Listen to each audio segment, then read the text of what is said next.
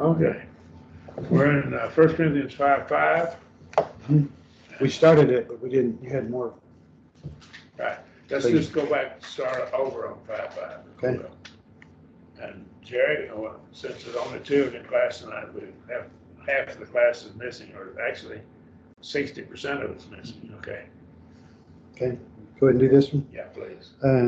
Paradunai, tone, toi, tone, toe, satana, ace, olithrone, taste, sarkos, ina, toe, pneuma, sothe, an, te, Hemera, tu, Kiriu, Iesu. And I put down to deliver such a one to Satan with a view towards destruction of the flesh, so that the spirit might be saved in the day of the Lord Jesus. Okay. So, to deliver. And it's the word that is used for delivering one over, such as giving someone's other hand, like almost like betraying them. Okay. And such a one is anyone like this. As I pointed out last week, I think, this makes it generic. And so anybody that's like this, you deliver them over to Satan. Okay. Now, Satan, I believe, is the Hebrew name for Satan, but it's an adversary. And of course, he opposes us, and as we're Christians, he's going to oppose what we do to try to be a stumbling block to us. Now, so what we have here, for the purpose, ace is given with a view to, or it has the purpose of destruction. So what do you want to do? You want to destroy what? Just the flesh, but not the spirit. Okay. You're not wanting to destroy the physical flesh. So flesh probably doesn't represent the body. You don't want to kill his body. So it probably represents what then? The fleshly side of a person, the carnal nature. Carnal side, the desire to do evil, the carnal nature, and so forth.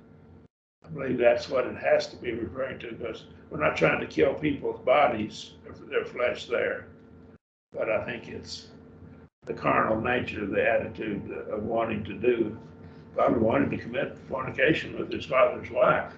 That's a pretty carnally minded thinking. And so I think the carnal mindset is what he's talking about here. And I think he's put that for the sin of fornication. He's not wanting necessarily so much to stop the fornication. He's wanting to stop the very thing that led to the fornication. He wants to get to the root cause. Now, yes, the fornication would stop, but if you get the heart right, It'll stop naturally. It'll stop naturally. Could fleshly nature be okay instead of flesh? Probably. I mean, it's almost though like a It's an interpretation. interpretation. Yeah. But if I was making a translation, I might put it in there and just put footnote it, see. I believe it's the metonymy of the cause. The carnal mindset is put in place of the sin, but he wanted to change this mindset. When our heart gets right, then we begin to speak and act correctly. We're not trying to destroy the physical spirit or the physical body. We're trying to destroy the carnal mindset. And I think he probably repented. And I get this on the middle of the screen here from 2 Corinthians 2, 5 through 11. I've done some more work on this, even this week, so I'll send this to you if you wanted to look at it. I think it's similar to the covering of sin in James 5:20 and 1 Peter 4:8, which is an act of love. I want to change his thinking so that he won't even be thinking about it, wouldn't even contemplate doing this thing. So I think that's how I see it, with destroying the flesh. And I think we need to always try to get people to think correctly. And these other problems will take care of themselves. In order that the spirit may be saved, see. Now, this probably is the spirit, the physical spirit, that's going to be saved in the day of the Lord Jesus Christ.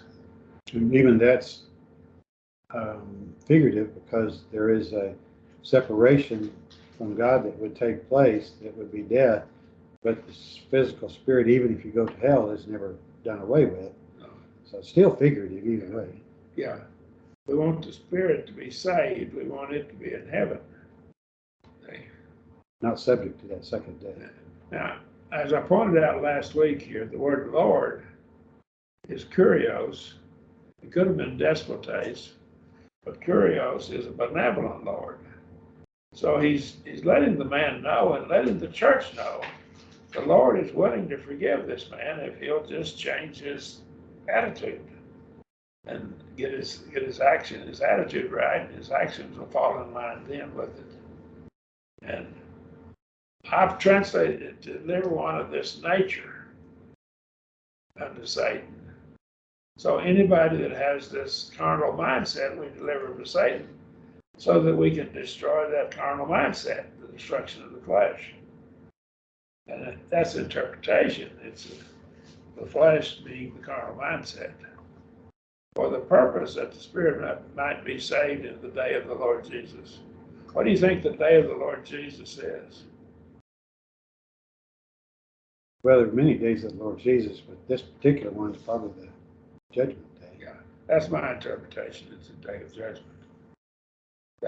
Well, most of the days of the Lord are judgment, but not necessarily the final judgment. If I've got the right mindset and I obey the Lord, I will hear him say, "Well done," and that will solve everything.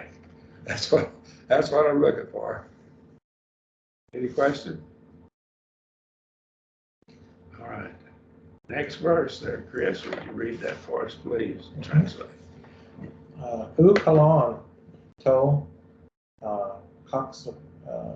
Coxema Humon Uk Oidete Oita Oiti Mikra Zume Olon To for Furam Zumoy. So I have you're boasting, but is not good. Don't you all know that a little leaven leavens the whole lump? Right. Not good. Let me point out something here. The word good is could be accusative singular masculine or nominative and accusative singular neuter.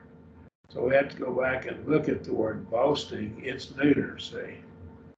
So it modifies the word boasting. It's not good, see. So it has to be neuter. So we have to have it as nominative or accusative singular neuter. Let's go back up to the word boasting. Unfortunately, the form of it could be either nominative or accusative. All right, but the boasting appears to be, I think here it is probably nominative case. Okay, it's not good. And so in this case, it's kalos from kalos, and it is the Greeks. If you've ever seen any of their statues, they have the form of like the arms and the legs. Of course, some of their statues were naked, but what we have is you can see the arms and the head, and it's just in the right proportion. It's beautifully done, and they saw things as being beautiful if they're proportional. And so if a person's face is proportional from left to right and top to bottom, and it's not misshapen, it's good looking. And they can even be a little bit overweight or whatever, and still good looking. Because we like to see things that way. I think God made us that way. And so here God is saying to me, this is good. Your glorying is not good. because it's not the right kind of way to think. You're thinking like this man that is guilty of sin by glorying in it. I think the last two verses of Romans 1 will tell us that we can't take pleasure or be in agreement with somebody who's doing wrong. They may have been saying, "My, aren't we broad-minded?" You know, look how broad-minded we are. It's possible they're saying, "Are we loving by overlooking this matter?" I don't know what they were saying. I'm just surmising here. We have a tendency to overlook sin because they don't like to hurt people's feelings. Well, sometimes people's feelings have to be hurt. They have to know that they've done wrong. They have to say, "Look, this is not right. You can't do this." Romans 1:32, tolerance implies consent, which that amounts to a sin itself. So that's why it's not good. It wasn't pleasing to God. By using the word kalos, he's telling them it's not proportional. I think he's saying you have a lot of good in your life, but you got this wart on your nose. Okay, it just doesn't look right. This is a wart on your nose, if I may use a figure of speech here. And that wart on your nose is your glorying in this matter, your attitude toward it, and not good. It's not pleasing to look at. But it's not pleasing to look at by God. He views sin as something vile, dirty, ugly, or deformed. And probably in this case, the deformed would fit the best. Here's some of the passages for it in my notes there. So God sees sin like a wart on the nose, or like the face is all twisted. Now, I know a person's been in an accident and their face gets scarred or twisted. And I went to school with a girl who was severely burned. She's a Christian. She was not pleasing to look at because she had so many scars on her face and on her neck. But she was such a beautiful person because she was so godly a woman. And she is, last I heard, her husband was a deacon, and this was 20 years ago. And she's just a good woman. And yet she wasn't beautiful to look at because she was twisted. The scars were there. But God saw her, I think, her beauty, not physical, but her inner beauty. That's what I think of her. Her name is Sharon. But I went to school with her. She's several years younger than me, but she got kerosene spilled on her, and her mother was cooking with a kerosene stove. That's what my family cooked with until I was probably about 10 years old. So it spilled on her and it caught on fire and it burned her. But anyhow, her family were members of the church and everything. But her dad was an alcoholic. But her mother was, she brought the kids to church, and she went to church and was appeared to be faithful. She had a bad husband. He was finally killed in an accident, but anyhow, so Christians should view sin the way God views it, and we should see it as ugly. It's not beautiful. It's not good to look at. This is emphatic because of the word order. If we go back to the word order, let me look at this. Not good, the glorying of you. See, look here. The not good normally would go after what is modifying. But in Greek, it can be either place. But in this case, it's not in the normal place. So it's emphatic. He's emphasizing that it's not good. This is not good. Right? It's not pleasing. God looks at it and it's just not what I want to see. Now then, he says, uk odate hoti. I'll highlight them right up here. Uk odate hoti. That's a formula that's found a number of times in the New Testament. It always introduces a question, and it's an answer to a question. Right? And I have a list of all the places it's found. They're right in the middle of the screen right now. And it's found in the singular. Pontius Pilate asked Jesus that with singular. The rest of them are plural, exactly as Gordate het hoti. And what the only difference in what Pontius Pilate asked Jesus is the verb is not plural, it's singular. And that's the only difference. It's the same word, it's shemoidah. So it always introduces an argument. It's a rhetorical question. Don't you know that? You know, don't you? Is how we should translate it. You know, don't you? That a little leaven leaveneth the whole lump. That's a proverb. And they will call it gnomic, which is the word for a proverb, the Greek word for a proverb. It's a proverb. It's a pithy statement. It's like our statement, one rotten apple spoils the whole barrel. All right? You've heard that expression, I'm sure. And so it's pretty much like that. A little leaven leavens the whole lump. It doesn't take much because it starts multiplying. The leaven does. It's the whole lump of dough. And of course, if we're trying to make bread that's leavened bread, then that's good. But if it's, in this case, leaven represents sin, and it can permeate through the whole church. We need to all see it as not good, but we need to see the person as worthy of our effort to save his soul. We need to mourn over him because he's a brother. All of this background. Any questions or comments? I'm preaching too much, maybe. Any comments? All right. Jerry, could you go back to verse 7?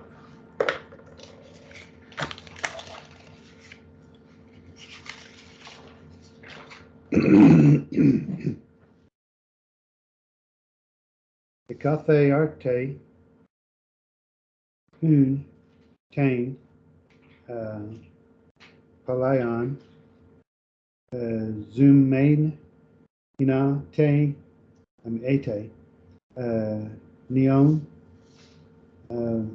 furama, kathos, este, azumoi, kai, gar, to, Pascha, Hamon, Humer, Hamon, Hetuthe, Christos. The fourth and the last word. Pronounce it again. Huper? Huper, okay. Thought it said Humer, okay. Well, I might have, but. Okay, but Huper. Okay.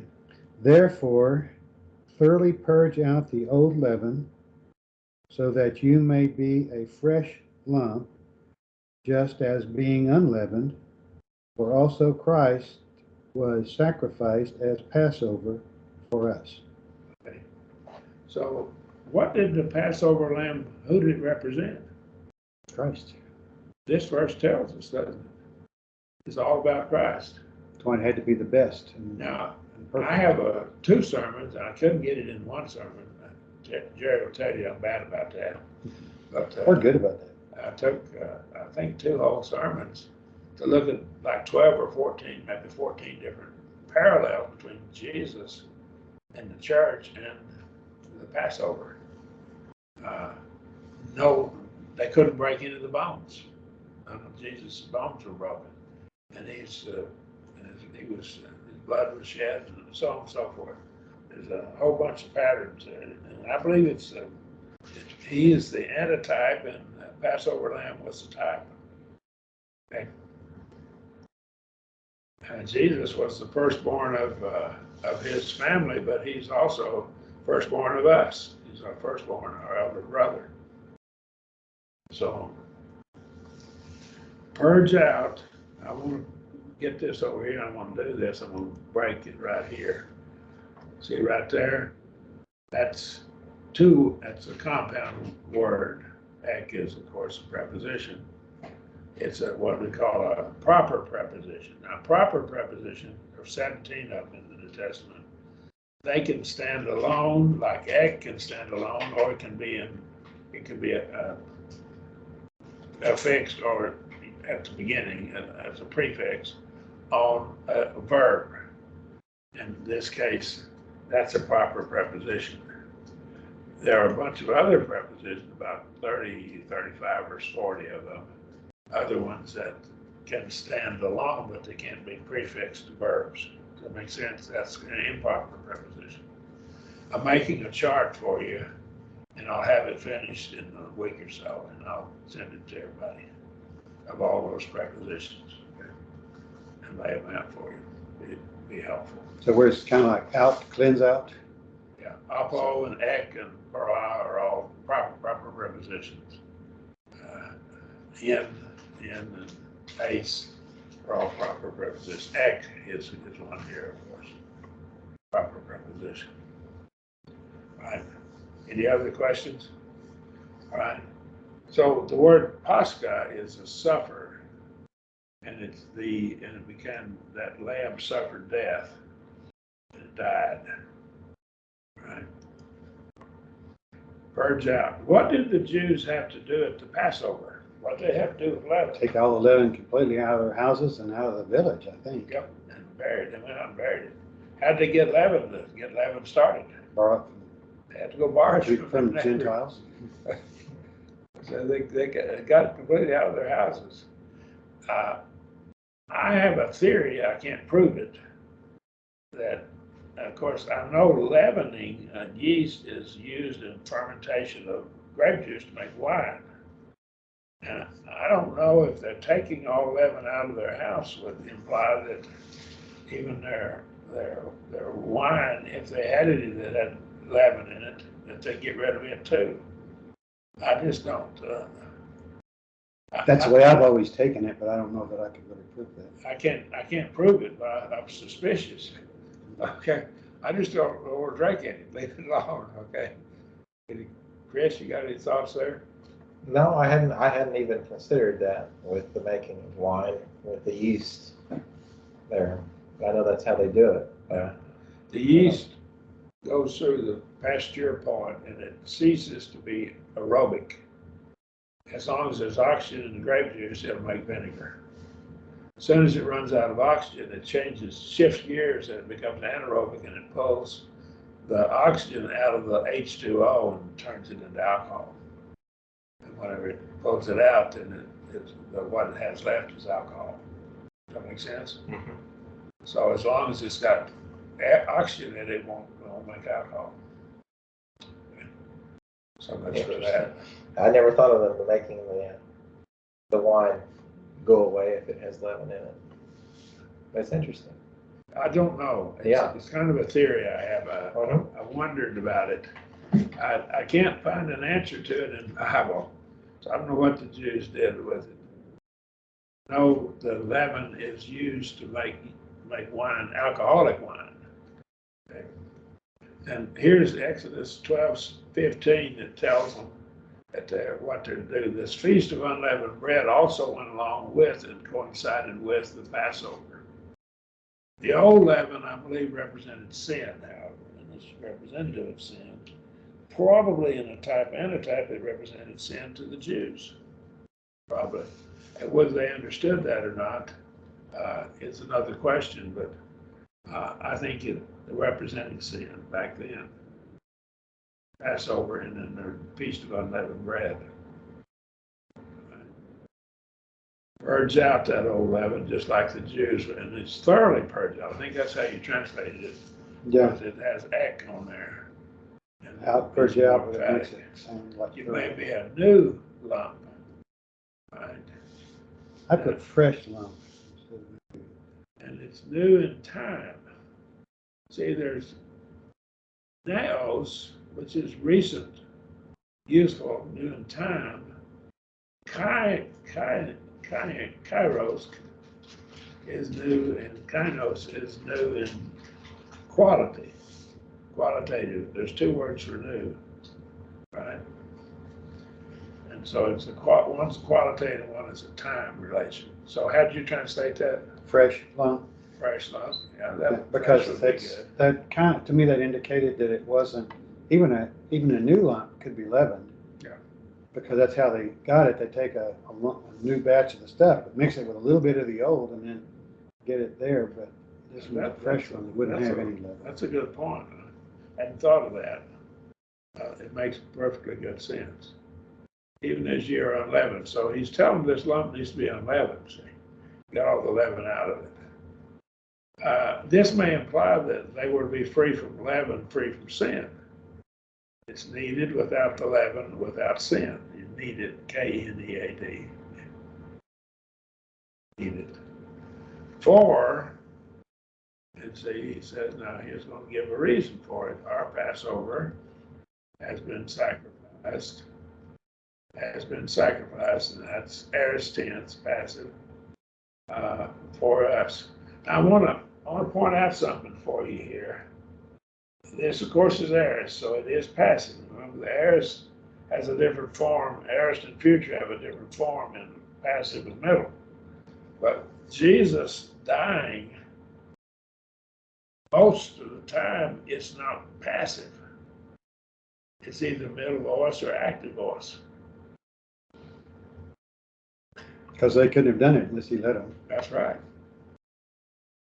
That's a lesson in itself. I believe it shows his deity. All right. But that's just a theory I have. I'm working a lesson up on that. But that's my theory. That I think it shows that his deity. Because he had the power to lay down his life and take it up again. So he resurrected, he raised himself, and we'll get to that in chapter 15. We'll see it in chapter 15. I'm trying to work up a lesson on that before we get to chapter 15.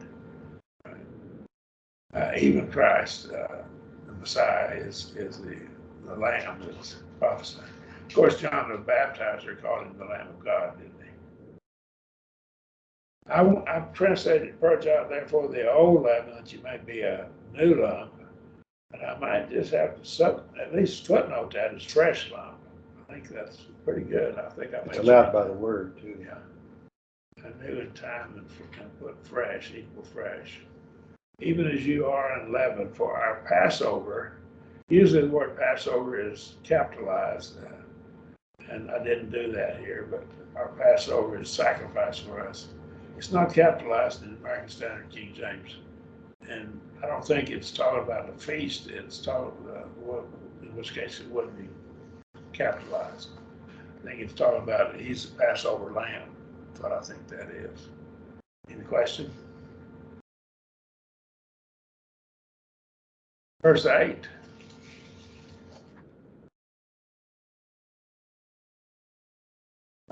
Hoste erota zomen me in zume plea mede in zume cacaeus kai honorius Allah in azumois il acrines kai Aletheus. So I have so that we should keep the feast not with old leaven, nor with leaven of malice and wickedness, but with unleavened bread of sincerity and truth. Okay, there's two words in Greek for new. One's new in time, T-I-M-E, and the other's new in kind, K-I-N-D. We have two words for old in Greek. One is old in time, T-I-M-E, and the other is old in kind. And they correspond with one another. And paleo is an English prefix that comes from this word here for old. Paleo, old. We'll get to that in just a minute. So wherefore, so he's drawing a conclusion or a consequent or result from what he just said. Let us keep the feast. That's subjunctive mood, isn't it? I put so that instead of wherefore. But it's expressing consequent or result. Yeah. So that is good. So then let us keep the feast would be probably pretty good. Nothing wrong with that. So then let us keep the feast. Not not, and may doesn't go with the indicative mood, it goes with all other moods, and it goes with infinitives and participles, not with the old, see, that's old, worn out. It's worn out, okay? And so it's ancient, it's worn out. So that would be in time? It's no longer new, so it's new, it's old in time, the old leaven. I think he's saying that keeping of that Passover feast is worn out. It's served its purpose. It's worn out. But in this case, it's the old leaven of doing what? Having malice and so forth. So he's moving over to, I think, the leaven of, and it's the leaven of malice, wickedness, not with the leaven of malice. It identifies this old leaven. I put malignity because that's the way, to me, that it was being used, because it was not, he wasn't being angry, he was being malignant. I mean, he was being malice and diseased. malignity are from the same root word, though. Yeah. So, yeah, I think you're right. He had a malignant attitude, a vicious disposition, Thayer tells us. Now, if you go to Trench, synonyms in the New Testament, these two words, malice and envy, malice and wickedness, are contrasted here. And one of them is the active exercise of it, the other is the attitude. So here it is in the middle of the screen for the Thayer. Kakia, the first word, denotes rather the vicious disposition. So you have this disposition to be vicious. Honoria is the active exercise when you actually act upon it. See? But I don't see him being, having a vicious disposition. He just was hedonistic, which to me was more malignant, more like a cancer type thing. Yeah. That's why I used it, but that's probably, malignant may not mean that context either. It might not. But that's Thayer, what he contrasts the two words. But, see, whatever it is, it's the opposite of what he says in the rest of the verse. Because Allah always contrasts two things that are in different classes or different sets. So, but with what? The unleavened bread of what? Sincerity. Sincerity. So there's a lack of sincerity there. Probably we need to study that word for sincerity and truth. Right? They're different set than malice and wickedness. Right? Again, probably we need to study more fully what sincerity is all about, what this word here that's translated sincerity is all about. Right? But I'm not going to go off on that, but that would be something that would be fruitful. If you were teaching through this, it might be good to have a sermon at that time on the word sincerity, just a textual, a sermon with on that one word. If it were fruitful, we might make a sermon out on it. And that's what I do from time to time. And the church doesn't even realize it, but I'm developing a word that we have in the Bible class. I'll just preach on that word so that they'll get it. And the people that are not in the Bible class, they won't see the linkage, but the ones in the Bible class will probably see it. Okay. All right. So I translated, wherefore let us keep the feast, or let us keep the feast, not with old leaven, neither with the leaven of malice and wickedness, but with the unleavened bread of sincerity. I went ahead with American Standard Version, pretty much like it has. But again, the sincerity is something that needs to be looked at. All right. Now, in verses 9 through 13, I think we're seeing the clarification regarding Paul's instructions regarding fornicators, relating to fornicators. Okay. And such like. All right. So I'm going to move this over because it's slid over a bit. It's not all on the screen here. There we are. Let's read 1 Corinthians 5:9. It's back to me. Isn't it? Yes, please. Grapsa men in te epistole me sunan mig gnustai pronois. Oh, it's a short one, isn't it? Okay, I wrote to you in the epistle not to associate with fornicators. Now, see, this becomes a problem.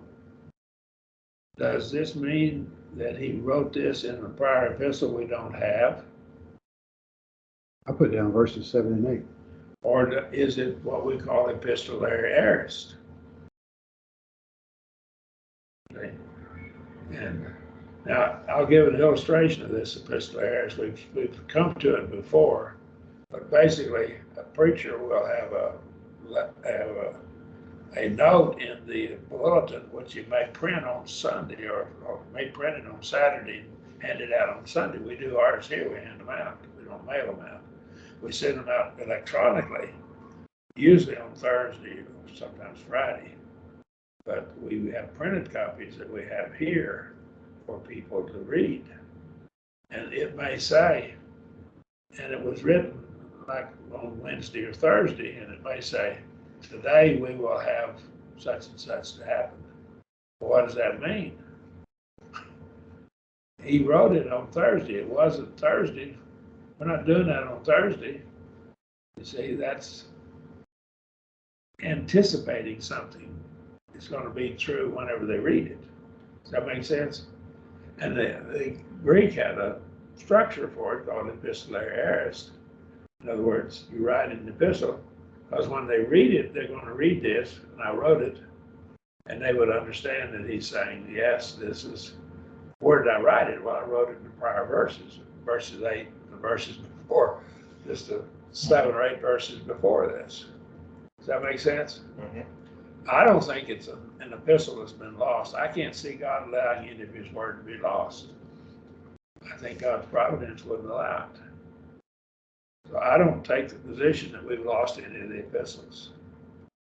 So I think this is epistolary aorist. Any comments or questions there? So I wrote this, and I think he's looking at verses 1 through verse 8, or actually prior to, not necessarily verse 1, but the verses leading up to verse 8 in my epistle.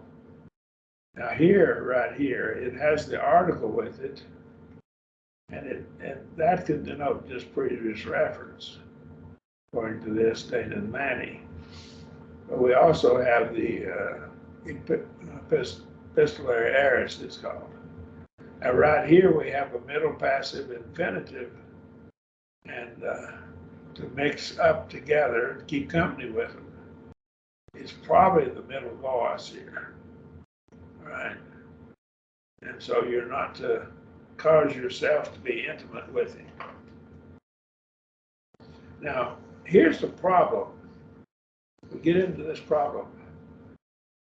Does this mean we don't even go talk with him? See, we'll come to it a little bit later, not to eat with him. What if he was a woman's husband? She's a Christian, and he'd sinned. Does she not even eat with him? I think that the marriage relationship will override this matter because it's a prior commitment. She still has to be a good wife, too. She can make it clear, though, that she believes he's wrong and what Yes. he's done and I think that's needs what to she be should fixed. do. But I think we pressed it sometimes too far.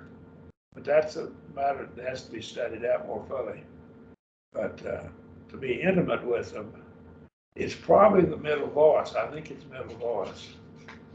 And the word's found here in verse 11 and also in 2 Thessalonians 3:14. So we need to look at all those passages and see how it's used there.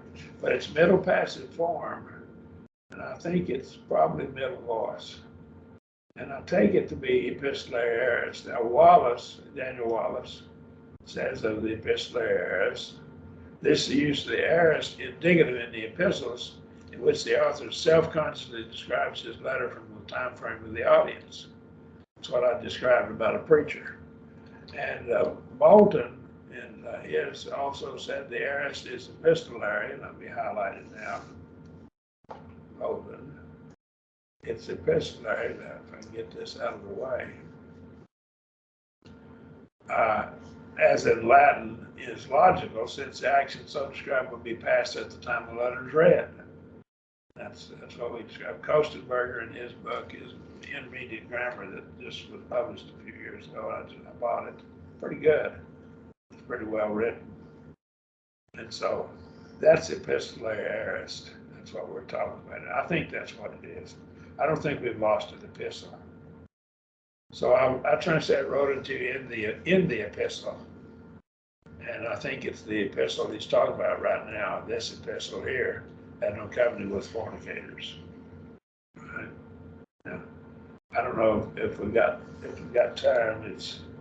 We got time for one more verse probably. Okay. If you would. Any questions or comments? Okay. Chris? All right. Kai u, pantos, tois, pornois, tu, cosmu, tutu, a, tois, pleon ectes, a, harpazin, a, idolo ant race, epe, ophileti, ara, ek tu cosmu, ek elethane. See, ek elethane.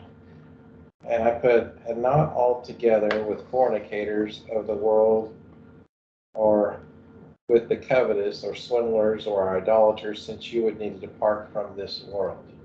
Okay. Now, see now, he's made this broader because he's already told us what such like. So now he's explaining, I think he's explaining what the such like in the prior verses that we had. Right? And so he's got a list of people here now. Fornicators, I'm not limiting this to fornicators. Covetous, American Standard, King James. Extortioners, idolaters. So he's listed now 4 different categories of people that this same action will apply to. So if you have these kind of people in the church, you deal with them. I think he's going to have this problem in the next chapter, and he's going to say, look, this is not the only problem in Corinth. You've got some other problems. You need to handle them the same way you're going to handle with this man here. That makes sense? I think we'll see it in chapter 6. He'll lay it out for us. So a covetous man is one that has this I want more attitude. Now he's going to define what a fornicator is, I believe, to some extent in the next chapter, in chapter 6. Right? And he'll give us more clear of a definition. Not of this world. See? Not those that are not Christians, see.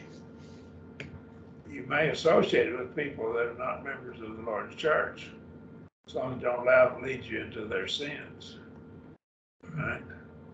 Not at all meaning the fornicators of this world or with the covetous. And this is the person that has a have more attitude. Play on and echo, I have more, I want to have more.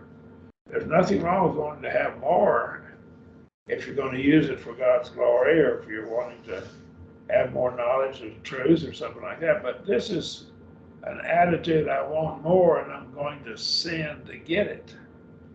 A man could make money, and if he used it to God's glory, that might be good, right? But if it becomes all consuming with him and he's willing to sin to get it, he may not be getting it in sinful ways, but he may be devoting so much time to that he neglects his family or he neglects his work for the church. Does that make sense? So it's this eager to have more, greedy of gain, and covetous person. There's two sins relating to money, and this is one of them.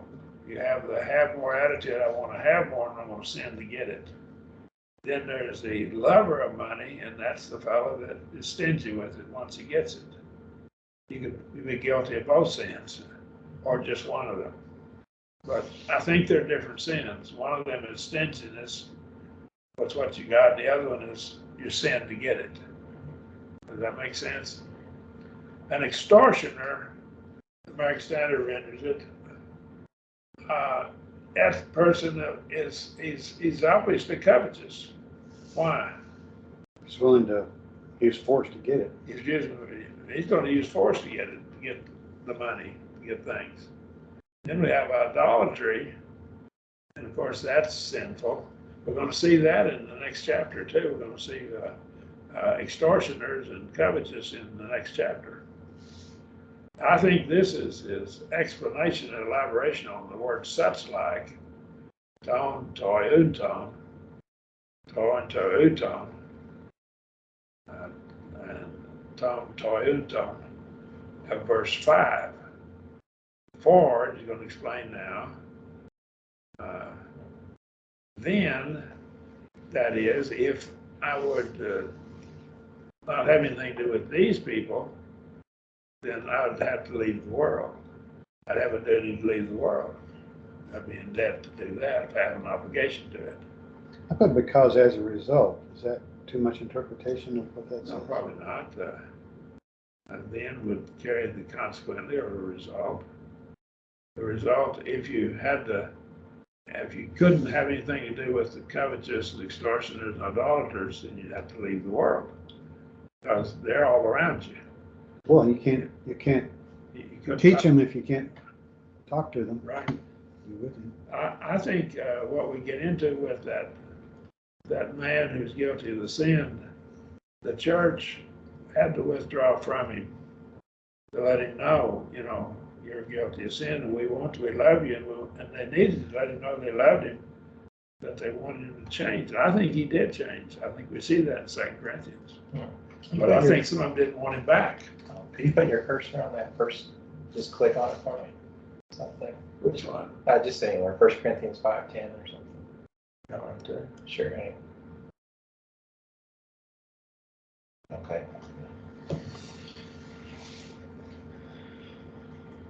What's your question? I'm not following on here. So I don't know what happened. You're probably good, but it's not following in mine. Huh. I'm still a verse back. Okay. It's probably me. I don't know. I don't know, it may be. Got about 4 minutes. All right. You'd have a duty to go out of the world if this were the case. I don't think we have enough time to get through verse 11. So, No, actually, I'll do this time. okay. So we'll start with verse 11 next week. Verse 11. Sounds good. Can